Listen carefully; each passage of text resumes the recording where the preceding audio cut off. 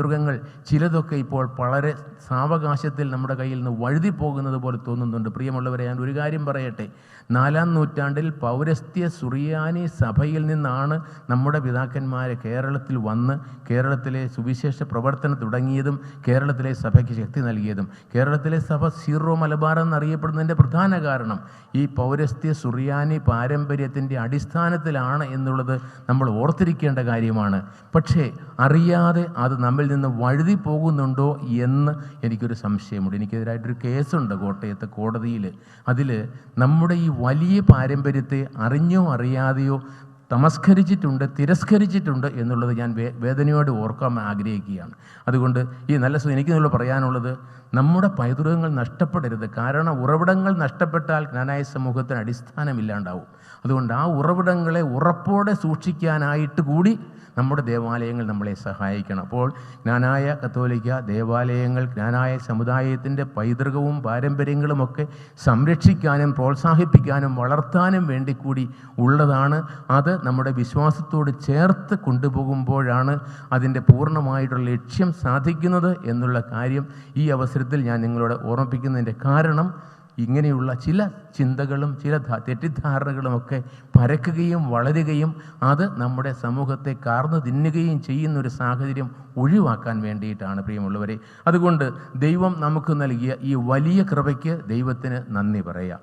നമ്മുടെ ക്രൈസ്തവ ജീവിതത്തെ, ആധ്യാത്മിക ജീവിതത്തെ പരിപോഷിപ്പിക്കാനും ശക്തിപ്പെടുത്താനും അഭിനന്ദ ജോയ് പിതാവ് പറഞ്ഞതുപോലെ നമ്മൾ ഓരോരുത്തരും ജീവിക്കുന്ന ദൈവാലയങ്ങളായി രൂപപ്പെടാനും വേണ്ടിയിട്ട് ദൈവം നമ്മെ വിളിച്ചുകൂട്ടി അനുഗ്രഹിച്ച് ആശീർവദിക്കുന്ന ഭവനമാണിത്.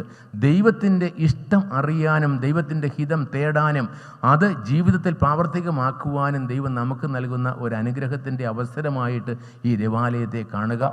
അത് ജീവിതത്തിൽ പ്രാവർത്തികമാക്കാൻ പരിശ്രമിക്കുമ്പോൾ നമ്മുടെ എല്ലാവരുടെയും ജീവിതങ്ങൾ ദൈവാത്മാവിൻ്റെ സാന്നിധ്യം കൊണ്ട് ശക്തിയുള്ളതായി തീരും.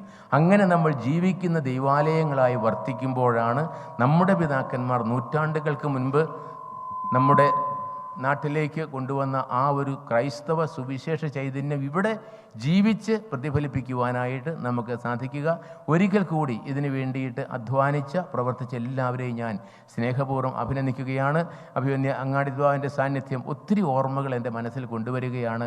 2006 തിരുഹൃദയ ദേവാലയത്തിന് വേണ്ടിയുള്ള നമ്മുടെ പരിശ്രമങ്ങളുടെ അത് എപ്രകാരമാണ് ആ ദേവാലയ ഇടവക സ്ഥാപനം എന്നുള്ളത് ഓർക്കുമ്പോൾ എത്രയോ അത്ഭുതകരമായ രീതിയിലാണ് ദൈവം നമ്മളെ കരം പിടിച്ച് നടത്തുന്നത് എന്നുള്ളത് ഞാൻ ഓർക്കുകയാണ്. അങ്ങനെ അവിടെ തുടങ്ങി ഇന്ന് അമേരിക്കയുടെ വിവിധ ഭാഗങ്ങളിൽ ജ്ഞാനായ കത്തോലിക്ക ദേവാലയങ്ങളും കത്തോലിക്ക ഇടവുകളും വളരെ ഭംഗിയായി പ്രവർത്തിക്കുന്നതിൻ്റെ പിന്നിൽ ആ കാലഘട്ടത്തെ അധ്വാനങ്ങളുടെയും ക്ലേശങ്ങളുടെയും ഞെരുക്കങ്ങളുടെയും ഒക്കെ ഒരു കഥ കൂടി ഉണ്ട് എന്ന് നമുക്ക് ഇന്ന് വീണ്ടും ഓർമ്മിക്കാനും അനുസ്മരിക്കാനും സാധിക്കണം. അങ്ങനെ കഷ്ടതകളിലൂടെയും ബുദ്ധിമുട്ടുകളിലൂടെയും കടന്നു പോകുമ്പോഴും കൈവിടാത്ത ദൈവത്തിൻ്റെ കാരുണ്യത്തിന് നമ്മെ ഓരോരുത്തരെയും സമർപ്പിച്ചുകൊണ്ട് നമുക്ക് ദൈവത്തോടുള്ള വിശ്വസ്തതയിൽ, ജ്ഞാനായ പൈതൃകങ്ങളോടുള്ള വിശ്വസ്തതയിൽ മുന്നോട്ട് പോകാൻ പരിശ്രമിക്കാം. നമ്മൾ ഈ ഒരു വിശ്വസ്തത, കാരണവന്മാരോടും ദൈവത്തോടുമുള്ള ആ വിശ്വസ്തത നഷ്ടപ്പെടാതെ സൂക്ഷിക്കുന്നിടത്തോളം കാലം ദൈവത്തിൻ്റെ അനന്ത പരിപാലനം നമ്മെ കൈപിടിച്ച് നടത്തും എന്നതിൽ യാതൊരു സംശയവും വേണ്ട. അങ്ങനെ കൂടുതൽ കൂടുതൽ നന്മയിലേക്ക് വളരാൻ, ഉയരാൻ, ക്രൈസ്തവ ചൈതന്യത്തിൽ വർദ്ധിക്കുവാനായിട്ട് ദൈവം നമ്മെ അനുഗ്രഹിക്കട്ടെ എന്നും ഈ ദേവാലയം ഇവിടെ കടന്നു വരുന്ന ഓരോരുത്തരെയും ദൈവാത്മാവിൻ്റെ ചൈതന്യമുള്ള സജീവ ആലയങ്ങളാക്കി മാറ്റുവാൻ ദൈവം അനുഗ്രഹിക്കട്ടെ എന്ന് പ്രാർത്ഥിച്ചുകൊണ്ട് ഒരിക്കൽ കൂടി ഏവർക്കും എല്ലാ നന്മകളും സ്നേഹപൂർവ്വം ആശംസിച്ചുകൊണ്ട് ഞാൻ ഈ സമ്മേളനം ഔപചാരികമായിട്ട് ഉദ്ഘാടനം ചെയ്തുകൊള്ളു. Thank you.